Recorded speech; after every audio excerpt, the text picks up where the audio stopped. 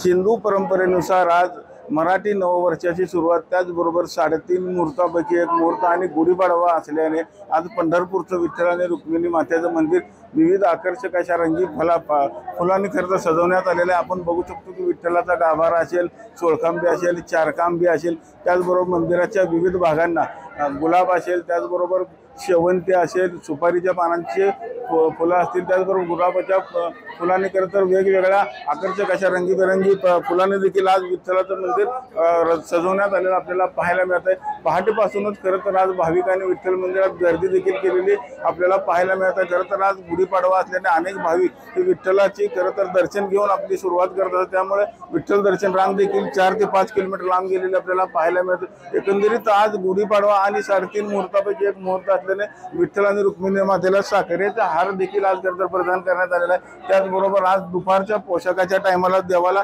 वेगवेगळ्या खरं तर दागिन्याने देखील सजवण्यात आलेलं आपण बघितलं असेल। पेशवेकालीन असतील, शिवकालीन असतील, असे वेगवेगळे दागिने आता विठ्ठलाला करता संध्याकाळी परिधान केले जातात, त्यामुळे देवाचे जे रूप आहे अधिकच फुलून दिसताना आपल्याला पाहायला मिळतं। आज विठ्ठलाला पहाटे करता केसरी कलरचा पोशाख परिधान केलेला आहे, त्याचबरोबर विठ्ठलाला साखरेचा हार देखील आज घातला असल्यामुळे देवाचे जे रूप आहे ते अधिकच खुलून दिसलेलं आपल्याला पाहायला मिळत आहे।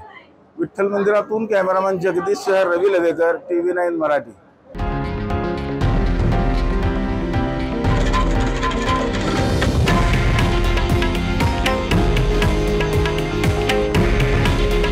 हे आहे देशातील नंबर 1 न्यूज नेटवर्क आणि आपण पाहत आहात TV9 मराठी। काळजी तुमची, हित महाराष्ट्राचं।